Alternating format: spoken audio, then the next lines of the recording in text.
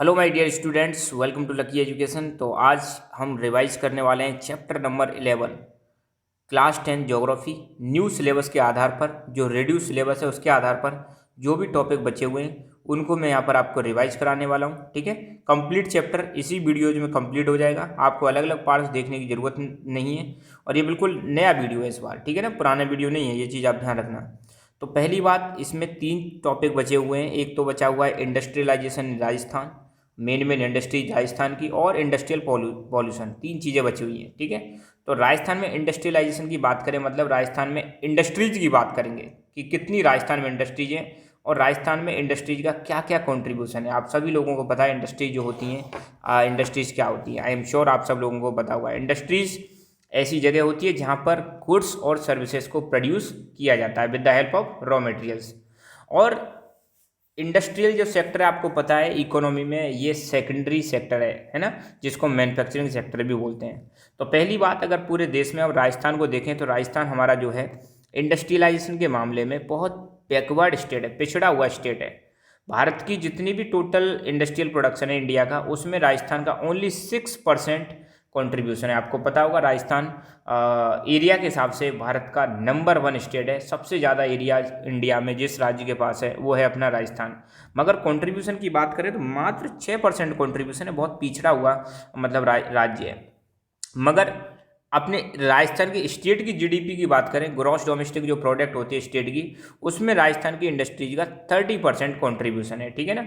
और एक चीज़ और ध्यान रखना, राजस्थान में जो ज़्यादातर इंडस्ट्रीज हैं, फैक्ट्रीज हैं, वो मिनरल और एग्रीकल्चर पर आधारित हैं। मतलब या तो मिनरल्स पर आधारित हैं, जैसे कॉपर की कोई इंडस्ट्री है तो वो मिनरल पर आधारित है, और कॉटन की इंडस्ट्री है तो वो आपकी एग्रीकल्चर प्रोडक्ट पे आधारित है। ठीक है ना, तो ज़्यादातर इंडस्ट्रीज मिनरल्स और एग्रीकल्चर पर आधारित हैं। अच्छा, राजस्थान का कई सारी चीज़ों में नंबर 1 पर स्थान है, ध्यान रखना। Rajasthan is at first position in jewels, jewellery, mica, cement, lead, zinc, salt, oil seed production. इन सब मामलों में राजस्थान नंबर 1 पर आता है पूरे भारत में, ये चीज़ ध्यान रखना। और मेन इंडस्ट्री जो राजस्थान की है वो कौन कौन सी हैं? Lead and zinc, cement, cotton textiles, handicrafts, wool, marble, salt, chemicals, ये राजस्थान की मेन इंडस्ट्रीज हैं। चलो फटाफट राजस्थान की मेजर इंडस्ट्रीज की सैर करते हैं। ठीक है, टूर करते हैं, इनका देखते हैं। तो पहली इंडस्ट्री लेड एंड जिंक, ये मिनरल है, आप सभी लोगों को पता है। तो राजस्थान में जो लेड और जिंक हैं, ये सबसे ज़्यादा डिपोजिट का मतलब बड़े बड़े भंडार कहाँ पर पाए जाते हैं?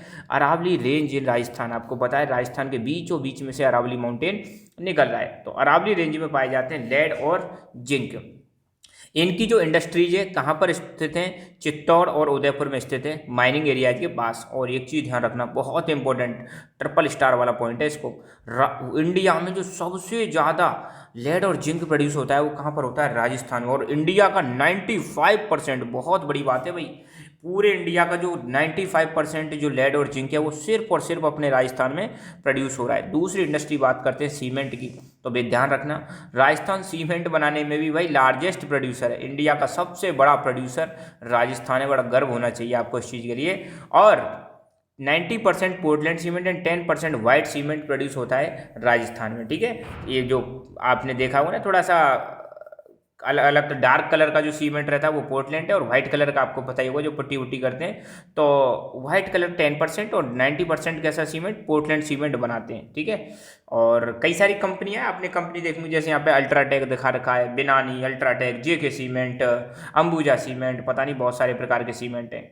और सीमेंट प्रोडक्शन राजस्थान में स्टार्ट हुआ था लाखेरी में 1916 में, ध्यान रखना प्रोडक्शन स्टार्ट हो चुका था 1916 में। राजस्थान का जो है पूरे देश में जितना भी सीमेंट प्रोड्यूस हो रहा है उसमें राजस्थान का 16% कॉन्ट्रीब्यूशन है।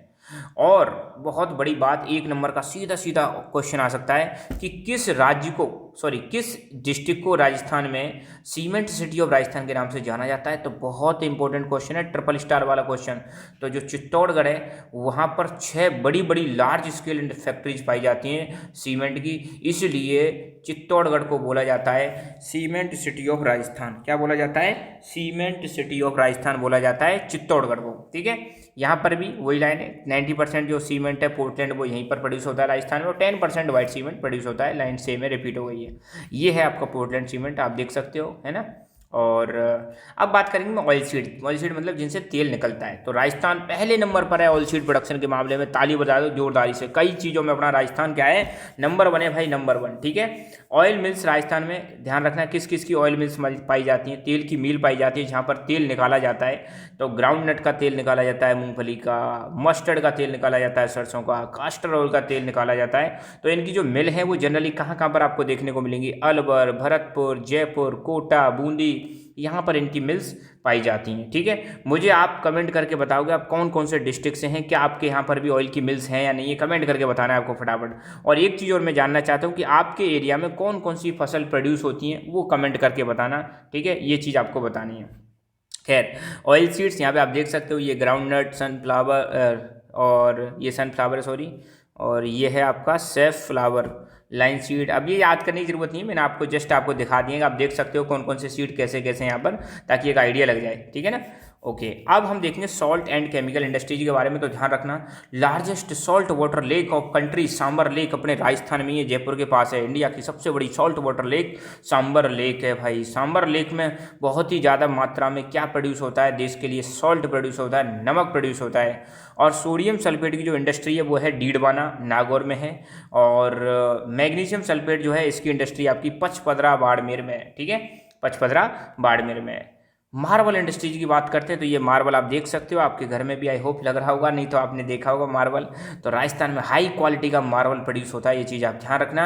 यहाँ पर मार्बल की कटिंग, पॉलिशिंग, ग्राइंडिंग, ये सारी यूनिट्स यहाँ पर अवेलेबल हैं। और मकराना, सिरोही, चित्तौड़, उदयपुर, किशनगढ़, यहाँ का मार्बल फेमस है। पूछा जा सकता है कि राजस्थान में मार्बल कहाँ कहाँ पर मिलता है, तो आप बता देना, मकराना, सिरोही, चित्तौड़, उदयपुर, किशनगढ़ में मिलता है। वूल इंडस्ट्री मतलब ऊन की इंडस्ट्री की बात करें तो ध्यान रखना, इंडिया में सबसे ज़्यादा हाईएस्ट नंबर ऑफ सीप और वूल गिविंग एनिमल जो हैं सिर्फ और सिर्फ राजस्थान में पाले जाते हैं। रियर का मतलब है पाले जाते हैं सबसे ज़्यादा।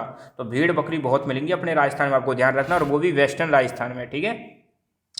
एक है कॉटन टेक्सटाइल इंडस्ट्री। तो कॉटन टेक्सटाइल इंडस्ट्री के बारे में भी थोड़ा सा देख लेते हैं, और इसको मैंने अभी रिसेंटली नोट्स में ऐड कर दिया है। ठीक है। तो टेक्सटाइल इंडस्ट्री राजस्थान में अभी इनिशियल स्टेज में, अभी मतलब इतना ज़्यादा बड़े लेवल पर यहाँ पर टेक्सटाइल का प्रोडक्शन नहीं होता, अभी शुरुआती स्टेज में, बाकी स्टेट्स की तुलना में हम बहुत पिछड़े हुए हैं राजस्थान में। और चीप इलेक्ट्रिसिटी की वजह से इलेक्ट्रिक कॉटन कल्टीवेशन किया जाता है, कॉटन की खेती की जाती है घग्गर के प्लेन्स में। ठीक है, जिसकी वजह से इन्हीं एरिया के आसपास फैक्ट्रीज भी डेवलप की गई हैं। क्या डेवलप की गई हैं? कॉटन टेक्सटाइल की फैक्ट्री। और 4% कॉटन टेक्सटाइल प्रोडक्ट प्रोड्यूस किया जाता है राजस्थान में, इंडिया का 4%। और यहाँ पर कहाँ पर तेल मिल पाई जाती हैं, आपको तेल मिल का सॉरी जो कॉटन मिल्स हैं वो कहाँ पर पाई जाती हैं, तो भीलवाड़ा, उदयपुर, कोटा, गंगानगर, भीलवाड़ा, उदयपुर, कोटा, गंगानगर, यहाँ पर कॉटन मिल्स आपको देखने को मिलेंगी राजस्थान में। भीलवाड़ा में बहुत ज़्यादा, ये चीज़ आप ध्यान रखना, किसकी मिल्स? कॉटन की टेक्सटाइल मिल्स। एक है हैंडीक्राफ्ट इंडस्ट्री। हैंडीक्राफ्ट इंडस्ट्री के बारे में भी जान लेते हैं। ठीक है, जो हाथ से मतलब चीज़ें बनाते हैं, इनके बारे में भी देख लेते हैं। तो gem crafting and ornament making. ठीक है, तो जो ऑर्नामेंट मतलब जो आभूषण बनाए जाते हैं, और ये मोतियों का जो काम किया जाता है, यहाँ पे देख सकते हो जेम्स का काम किया जाता है। ये कहाँ पर किया जाता है? ये वाला जो काम किया जाता है ये जयपुर, प्रतापगढ़, नाथद्वारा में किया जाता है। ठीक है ना। हाँ, जौहरी मार्केट वर्ल्ड फेमस। जौहरी मार्केट कहाँ पर है? आपको पता है जौहरी मार्केट आपका जयपुर में है। तो जहाँ पर ज्वेलरीज का, हीरे जवाहरात का काम किया जाता है। स्टैचू आर्टिस्टिक्स गुड्स कहाँ पर बनाए जाते हैं? स्टैचू मतलब मूर्ति बनाने का काम जयपुर, जोधपुर, उदयपुर। जयपुर, जोधपुर, उदयपुर। लैक आइटम्स, लाख की जो चूड़ी वूड़ी बनाई जाती हैं, और ये कहाँ पर बनाई जाती है? जयपुर, जोधपुर। जयपुर, जोधपुर तो सब में नंबर 1 चल रहा है भाई, ध्यान रखना। अगर भूल जाओ तो कुछ ना आए तो जयपुर, जोधपुर तो लिखी आना हैंडीक्राफ्ट में। ठीक है। डाइंग, प्रिंटिंग, बंदेज, ये साड़ी वाड़ियों पर ये प्रिंटिंग का काम जो किया जाता है, डाइंग का काम किया जाता है, ये पाली, बाड़मेर और सांगानेर में किया जाता है। लेदर का काम कहाँ किया जाता है? चमड़े का काम जोधपुर, जयपुर, अजमेर, बाड़मेर में यहाँ पर लेदर आइटम्स बनाए जाते हैं। अब एक टॉपिक है इंडस्ट्रियल पोल्यूशन, औद्योगिक पोल्यूशन। तो आपको पता है जहाँ पर इंडस्ट्रीज होती हैं तो भयंकर मात्रा में से धुआं निकलता है, उससे हमारा इन्वायरमेंट पॉल्यूट हो रहा है। बहुत बड़ी समस्या है भाई इंडस्ट्रियल पोल्यूशन। ठीक है। तो एक तरफ तो बेटा आपको पता है इंडस्ट्रीज लगाना बहुत ज़्यादा ज़रूरी है, क्योंकि हमारे देश के सामने बहुत सारे चैलेंजेज हैं, जैसे पॉवर्टी, इन्फ्लेशन, अनएम्प्लॉयमेंट। तो इन सब चीज़ों से डील करना है तो आपको पता है हमें इंडस्ट्रियलाइजेशन को प्रमोट करना पड़ेगा। तो एक तरफ तो हमें इंडस्ट्री लगाने की ज़रूरत है, मगर दूसरी तरफ आपको पता है इंडस्ट्री लगाने की वजह से हम क्या कर रहे हैं? हमारी सिविलाइजेशन और नेचर को क्या पहुंचा रहे हैं? नुकसान पहुंचा रहे हैं। तो करें क्या इसके लिए इलाज है, इसके इलाज क्या है, सस्टेनेबल डेवलपमेंट। आप सब लोग मुझे कमेंट करके बताओगे कि सस्टेनेबल डेवलपमेंट क्या होता है। मैं आप सब लोगों के कमेंट जानना चाहूँगा। सस्टेनेबल डेवलपमेंट इसी चीज़ का सॉल्यूशन है कि जहाँ पर हम मतलब अपना डेवलपमेंट भी कर सकते हैं और एनवायरनमेंट को कम से कम हार्म पहुँचा सकते हैं। तो आपको कमेंट करके डेफिनेशन बतानी है सस्टेनेबल डेवलपमेंट की। Urbanisation took place along the industrialisation which increases the air soil and water pollution. जब जब इंडस्ट्रियलाइजेशन बढ़ेगा, मतलब इंडस्ट्रीज की संख्या बढ़ेगी, तो उसकी वजह से अर्बनाइजेशन भी बढ़ जाएगा। अर्बनाइजेशन क्या होता है, जब लोग गांव से शहरों में आते हैं तो वो अर्बनाइजेशन है, और शहरों का जब आकार बढ़ने लगे तब भी क्या हो रहा है, अर्बनाइजेशन। जब अर्बनाइजेशन होगा, शहरों की संख्या बढ़ेगी लोगों की, तो इसकी वजह से water pollution, air pollution, soil pollution बढ़ जाएगा। और 30% अर्बन पॉपुलेशन जो है कंट्री में, ध्यान देना, 30% urban population in country suffering from breathing disease. इतना ज़्यादा हमने एयर को पॉल्यूट कर दिया है कि देश की 30% जो शहरों की आबादी है वो ब्रीदिंग डिजीज से सफ़र कर रही है, रेस्पिरेटरी डिजीज से सफ़र कर रही है। ठीक है ना, ये चीज़ आप ध्यान रखना। एयर पोल्यूशन बढ़ने की वजह से दिल्ली की हालत बहुत ज़्यादा ख़राब है। आपने देखा होगा सर्दियों में वहाँ पे स्मोक की समस्या हो जाती है। ठीक है, बहुत सारे लोग सांस की बीमारी से परेशान हैं। ठीक है, ये देखो कैसे इंडस्ट्री से धुआं निकल रहा है, कितना ज़्यादा पॉल्यूशन हो रहा है। ये देखो भाई साहब, क्या ज़बरदस्त तरीके से मतलब हमारे नेचर को बर्बाद करने लग रहे हैं। ये देखो कितना गंदा पानी, और कहाँ पर जा रहा है, रिवर्स में। और यही रिवर्स का पानी रिस रिस के नीचे जाता है, ओशंस में जाता है। क्या हालत होती होगी सोचो पानी में रहने वाले जीवों की, हैं। तो जब ये poisonous substance like carbon, lead, sulphur, ये जब रिएक्ट करते हैं नाइट्रोजन और ऑक्सीजन से, तो ये कई सारी बीमारियों को जन्म देते हैं, जैसे cancer, blood disorder, skin disorders, ये सारी समस्याएं आती हैं। और जो ये वेस्ट वाटर जो रिवर्स में जा रहा है, अभी हमने दिखाया था, ये जो गंदा पानी जो रिवर्स में जा रहा है, इसकी वजह से रिवर्स और लेक्स, इनमें वाटर और सॉइल पॉल्यूशन होता है, जिसकी वजह से हमारा एक्वेटिक इकोसिस्टम क्या हो रहा है, डिस्ट्रॉय हो रहा है। हर 8 पक्षियों में से एक पक्षी, 1 every out of every 8 bird on the verge of extinction, हर 8 में से एक पक्षी क्या है, खत्म होने की कगार पर है, विलुप्त होने की कगार पर है। पॉल्यूशन होने की वजह से इन्वायरमेंट में CO2 का लेवल बढ़ गया है। CO2 बढ़ने की वजह से बढ़ रही है भैया ग्लोबल वार्मिंग, पृथ्वी का टेम्परेचर बढ़ रहा है, और पृथ्वी का टेम्परेचर बढ़ने की वजह से ग्लेशियर्स मेल्ट हो रहे हैं। अभी आपने सुना होगा उत्तराखंड में ग्लेशियर मेल्ट हो गए तो बाढ़ आ गई थी। तो इससे भैया प्राकृतिक आपदाएं आती हैं, बहुत बड़ी समस्या है। इसीलिए ज़रूरी है कि हमें क्या अपनाना चाहिए, सस्टेनेबल डेवलपमेंट अपनाना चाहिए, ताकि हम आने वाले फ्यूचर को सेफ इन्वायरमेंट हम दे सकें और अपना भी ख्याल रख सकें। तो इसका सॉल्यूशन क्या है, सस्टेनेबल डेवलपमेंट इसका सॉल्यूशन है।